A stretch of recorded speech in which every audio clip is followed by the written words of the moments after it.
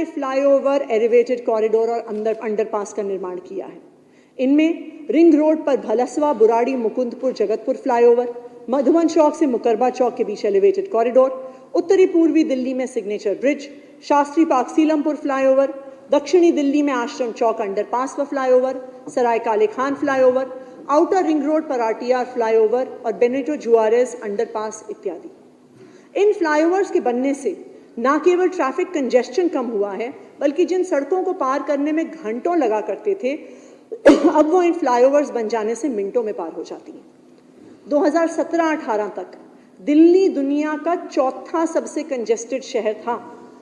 दिल्ली की आबादी और गाड़ियां दोनों बढ़ी, लेकिन केजरीवाल सरकार ने इतनी सड़कें, एलिवेटेड कॉरिडोर और फ्लाईओवर बनाए कि आबादी और गाड़ियां बढ़ने के बावजूद दिल्ली में ट्रैफिक कंजेस्शन में भारी कमी आई है और अब दुनिया में कंजेस्शन के मामले में चौथे नंबर से दिल्ली 44वें नंबर पे पहुंच गया है।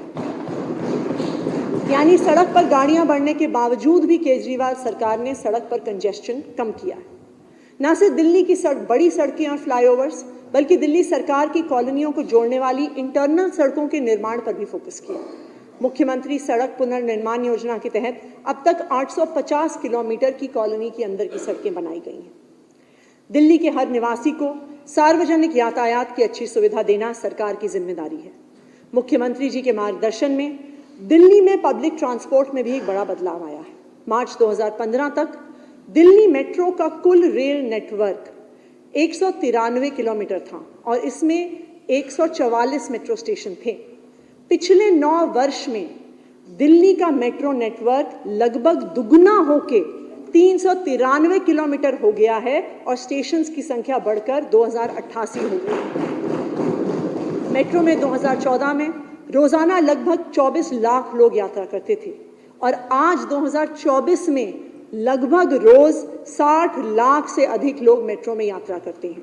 मेट्रो आज दिल्ली के हर कोने तक पहुंच गई है, चाहे वो टिकरी बॉर्डर हो, चाहे समयपुर बादली हो, टिकरी कला हो, बदरपुर बॉर्डर हो या शिव विहार। दिल्ली में न केवल मेट्रो का दायरा बढ़ा है, यहाँ बसों की संख्या में भी उल्लेखनीय वृद्धि हुई है। माननीय अध्यक्ष महोदय, मुझे ये कहते हुए खुशी हो रही है कि 1650 इलेक्ट्रिक बसों के साथ दिल्ली में आज इलेक्ट्रिक बसों का दुनिया का तीसरा सबसे बड़ा बेड़ा है। आज दिल्ली में 7582 आधुनिक बसों की शानदार फ्लीट है, जो दिल्ली के अब तक के इतिहास में सबसे ज्यादा है। साथ ही केजरीवाल सरकार द्वारा 2080 9 मीटर की ई बसें खरीदी जा रही हैं, जो लास्ट माइल कनेक्टिविटी के लिए मोहल्ला बस के तौर पर इस्तेमाल होंगी। मुझे ये बताते हुए खुशी है कि 2025 तक दिल्ली में 10,000 से भी ज्यादा बसें होंगी, जिसमें से 80% इलेक्ट्रिक होंगी।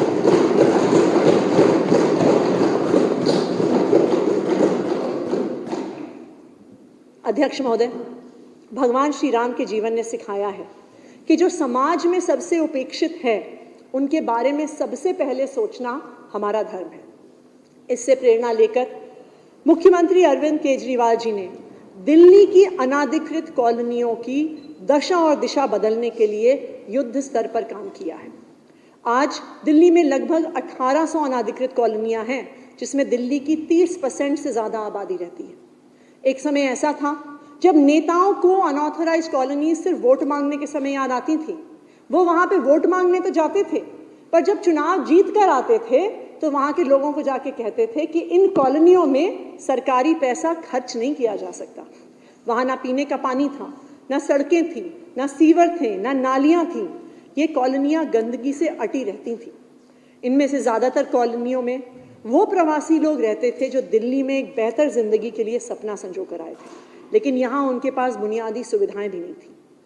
लेकिन 2015 में जब अरविंद केजरीवाल जी की सरकार बनी, तो इन अनाधिकृत कॉलोनियों में रहने वाले लोगों को हर संभव सुविधा देने को हमने अपनी प्राथमिकता बनाया। यहाँ इंफ्रास्ट्रक्चर डेवलपमेंट कर लोगों को एक सम्मानजनक जीवन दिया। इन कॉलोनियों में हमने पानी और सीवर की लाइनें डलवाई, नालियां बनवाई और साथ साथ 1355 ऐसी कॉलोनियां हैं जिनमें 5175 किलोमीटर की सड़कें बनी।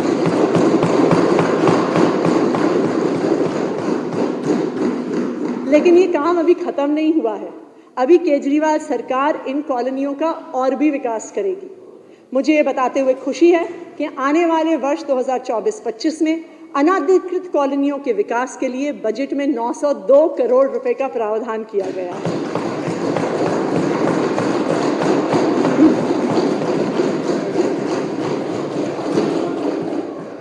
अध्यक्ष महोदय, अभी तक मैंने दिल्ली की 10 साल की बदलती हुई तस्वीर को सदन के सामने रखा है। ये बदलती हुई तस्वीर अरविंद केजरीवाल जी की वचनबद्धता का प्रमाण है। अध्यक्ष महोदय, महाराज दशरथ द्वारा माता कैकेयी को दिए हुए एक वचन को पूरा करने के लिए प्रभु श्री राम सब कुछ त्याग कर 14 वर्षों के लिए वनवास चले गए। उन्हें जंगलों में रहना पड़ा, कंदमूल खाने पड़े, जमीन पर सोना पड़ा। 14 साल तक भगवान श्री राम ने संघर्ष किया, मुश्किलों का सामना किया, लेकिन अपने वचन को निभाने से पीछे नहीं हटे। इसीलिए कहते हैं, रघुकुल रीत सदा चली आई, प्राण जाए पर वचन न जाए। ठीक उसी तरह दिल्ली के मुख्यमंत्री अरविंद केजरीवाल जी ने दिल्ली के लोगों से वादा किया था कि वो दिल्ली वासियों को बेहतर जिंदगी देंगे, उन्हें सम्मानजनक जीवन देंगे, उनके बच्चों को शानदार शिक्षा देंगे, उन्हें बेहतरीन स्वास्थ्य की सुविधाएं देंगे। इस वचन को पूरा करने के लिए अरविंद केजरीवाल जी ने भी बहुत मुश्किलों का सामना किया है। पिछले 9 साल में हमारे विरोधियों ने अरविंद केजरीवाल जी के काम को रोकने का हर संभव प्रयास किया है, हर काम में अड़ंगा डाला है, हर पॉलिसी को फेल करने की कोशिश की है। लेकिन जिस तरह तमाम मुश्किलों के बावजूद भी भगवान श्री राम अपने वचन से पीछे नहीं हटे, उसी तरह पिछले 9 सालों से अरविंद केजरीवाल जी भी दिल्ली वासियों को दिए गए अपने वचन को निभाने से पीछे नहीं हटे। अरविंद केजरीवाल जी के संघर्ष से दिल्ली वालों की जिंदगी बदल गई है। अब महिलाओं को पानी के टैंकर के लिए लंबी लाइनों में नहीं लगना पड़ता। अनाधिकृत कॉलोनी में रह रहे लोगों को अब सड़क, पानी, सीवर जैसी बुनियादी सुविधाएं मिल सकी हैं। जो महिलाएं सालों तक अपने घर की 4 दीवारी में बंद थीं, वो पिंक टिकट के माध्यम से अब घर से बाहर निकल सकती हैं। जो बुजुर्ग जो दशकों से तीर्थ यात्रा पर जाने की कयास लगाए बैठे थे, अब मुख्यमंत्री तीर्थ यात्रा योजना की बदौलत फ्री तीर्थ यात्रा कर पा रहे हैं। वो परिवार जिसने सीमा पर अपना बेटा खोया था, उन्हें सम्मान मिला है। गरीब परिवारों के बच्चों को शानदार शिक्षा मिली है। हर व्यक्ति को बेहतर इलाज मिला है।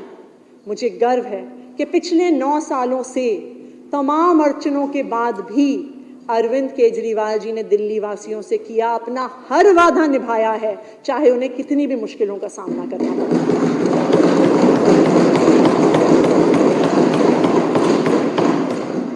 मैं ये नहीं कहती कि हमने सब कुछ कर दिया, अभी बहुत कुछ होना बाकी है, लेकिन पिछले 9 सालों में जितना काम हुआ है, जितनी मुश्किलों के बावजूद हुआ है, वो किसी चमत्कार से कम नहीं।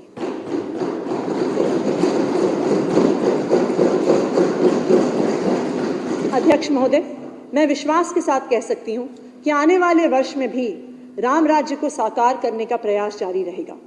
और अब इस वर्ष का बजट प्रस्ताव पेश करने से पहले मैं दिल्ली की आर्थिक स्थिति पर थोड़ी बात करना चाहती हूँ। वित्तीय वर्ष 2023-24 की बात करें तो दिल्ली के सकल राज्य घरेलू उत्पाद यानी GSTP में 9.17% की दर से वृद्धि हुई है, जो पिछले वित्त वर्ष में 10,15,000 करोड़ रुपए से बढ़कर इस साल 11,08,000 करोड़ रुपए हो जाना अनुमानित है। वित्तीय वर्ष 2022-23 के दौरान दिल्ली का GSTP वर्तमान कीमतों पर 15.13% और स्थिर कीमतों पर 7.85% बढ़ा है। दिल्ली की आबादी देश की कुल आबादी की 1.55% है, लेकिन दिल्ली का राष्ट्रीय GDP में योगदान इससे दुगने से भी ज़्यादा है। 2023-24 में दिल्ली का राष्ट्रीय GDP में योगदान स्थिर कीमतों पर 3.89% होने जा रहा है। अध्यक्ष जी, वित्त वर्ष 2023-24 के लिए संशोधित बजट का अनुमान 74,900 करोड़ रुपए प्रस्तावित है। ये संख्या 2022-23 में व्यय की गए 64,110 करोड़ रुपए से 16.83% अधिक है। 74,900 करोड़ रुपए के प्रस्तावित संशोधित बजट अनुमान में 56,440 करोड़ रुपए राजस्व व्यय और 16,400 60 करोड़ रुपए पूंजीगत व्यय के तहत है। वर्ष 2023-24 में स्थापना एवं अपरिहार्य व्यय 35,100 रुपए के स्वीकृत बजट अनुमान से बढ़कर संशोधित अनुमान में 35,275 करोड़ रुपए हो गया है। अध्यक्ष महोदय, वर्ष 2023-24 के दौरान संशोधित अनुमान में 825 करोड़ रुपए की द्वितीय और अंतिम पूरक अनुदान मांगों की आवश्यकता होगी। इसलिए मैं पूरक अनुदान मांगों के लिए सदन से अनुरोध करती हूं। और अब मैं सम्मानित सदन के समक्ष अगले वित्तीय वर्ष का बजट अनुमान पेश करती हूं। वर्ष 2023-24 का संशोधित बजट का अनुमान 74,900 करोड़ रुपए था। वित्त वर्ष 2024-25 में बजट अनुमान इससे बढ़कर 76,000 करोड़ रुपए है। बजट अनुमान में 60,911 करोड़ रुपए राजस्व व्यय और 15,089 करोड़ रुपए पूंजीगत व्यय शामिल है। अध्यक्ष महोदय, जैसा कि हम सब जानते हैं कि केंद्र सरकार ने हमेशा दिल्ली के साथ सौतेला व्यवहार किया है। केंद्र सरकार कर और शुल्क के केंद्रीय पूल से सभी राज्यों को उनका हिस्सा देती आई है, मगर दिल्ली को अपने हक का हिस्सा कभी नहीं मिला।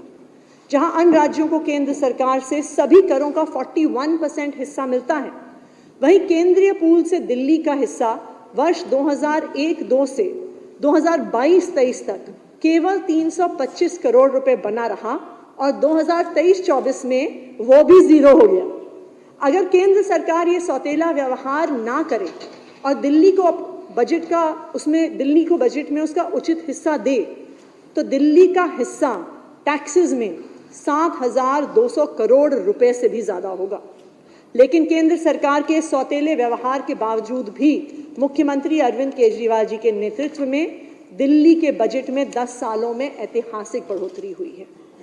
वित्तीय वर्ष 2024-25 के लिए प्रस्तावित 76,000 करोड़ रुपए के कुल व्यय में 58,750 करोड़ रुपए कर राजस्व से, 1,000 करोड़ रुपए गैर कर राजस्व से, 10,000 करोड़ रुपए लघु बचत ऋण से, 379 करोड़ रुपए पूंजीगत प्राप्तियों से, जीएसटी कॉम्पनसेशन से शून्य, 3,223 करोड़ रुपए केंद्रीय योजनाओं से और केवल 1,061 करोड़ रुपए भारत सरकार के सहायता अनुदान के रूप में है और बाकी राशि आरंभिक शेष से पूरी की जाएगी। अध्यक्ष महोदय, कोई भी राज्य तब तक तरक्की नहीं कर सकता जब तक वहां की लोकल बॉडी सशक्त ना हो। इसे देखते हुए हमारी सरकार स्थानीय निकायों को वर्ष 2024-25 के बजट में कुल 8,423 करोड़ रुपए की वित्तीय सहायता उपलब्ध करवा रही है। इसमें से 3,153 करोड़ रुपए शिक्षा, स्वास्थ्य और साफ सफाई के लिए हैं, 2,955 करोड़ रुपए बुनियादी कर दायित्व BTA और 2,315 करोड़ रुपए स्टैंप और पंजीकरण शुल्क तथा पार्किंग शुल्क के रूप में दिया जाएगा। केजरीवाल सरकार लगातार अपने बजट का सबसे बड़ा हिस्सा शिक्षा को देती आई है और साल दर साल ये बढ़ता आया है। इस साल भी मुझे ये बताते हुए खुशी हो रही है कि बजट का सबसे बड़ा हिस्सा शिक्षा को ही आवंटित किया जा रहा है। नए स्कूल व क्लासरूम्स बनाने के लिए हमने 190 करोड़ रुपए और मौजूदा क्लासरूम्स के मेंटेनेंस के लिए 45 करोड़ रुपए का प्रावधान किया है।